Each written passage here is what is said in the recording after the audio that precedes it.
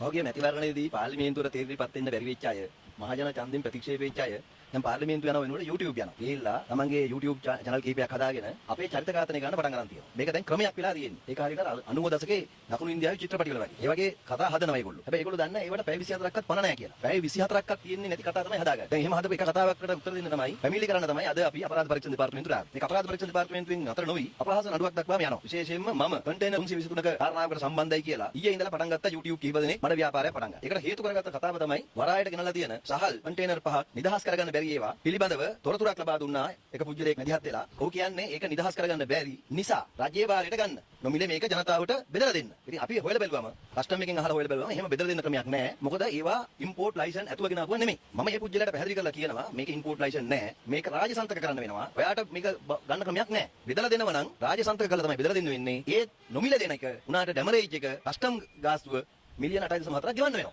ඇත්තටම මේ තත්ත්වය තමයි පැහැදිලි කරේ. දැන් අපි මහජන නියෝජිතය හැටියට අපේ කවුරු හරි කෙනෙක් එහෙම කතා කරාම අපිට තොරතුරු අනුව පැහැදිලි කිරීමක් කළ දෙනවනේ. ඒක මම කස්ටම් එකෙන් රේගු දෙපාර්තමේන්තුවේ අධ්‍යක්ෂක ජෙනරාල්වරයාගෙන් තොරතුරු තහවුරු කරගෙන පැහැදිලි කරලා දුන්නා. එච්චරයි. ඒ පුජ්‍යලයාගේ අභිලාෂය මොකද්ද දන්නේ නැහැ. ඔහු ඒක පාවිච්චි කරලා මඩක් ගහන්නම සැලසුම් කරාද කියලා මම දන්නෙත් නැහැ. ඒකේන පරීක්ෂණ කරන්න තමයි දැන් මම CID එකට කිව්වේ.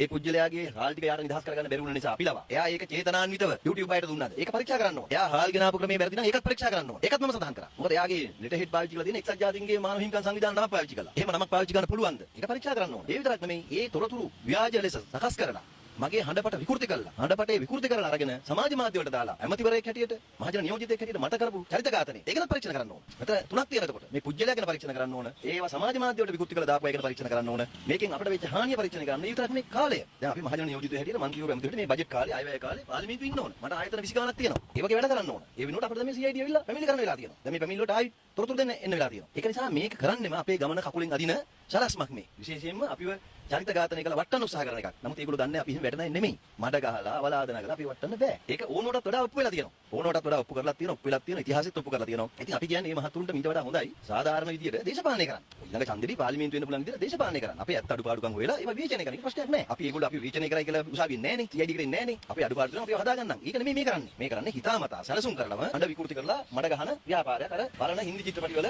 දෙමළ චිත්‍රපටි වල වගේ. දැන් අපේ රටේ toy ටෙලි නාට්‍යයක් පහුගිය කාලේ අපි දැක්කේ ඒ වගේ. දේශපාලන නාට්‍ය හදනවා ඒවා සැලසුම් කරලම ඒ වගේ චරිත ඝාතනය කරන්න. ඒක ව්‍යාපාරයක් කරගෙන තියෙනවා අද.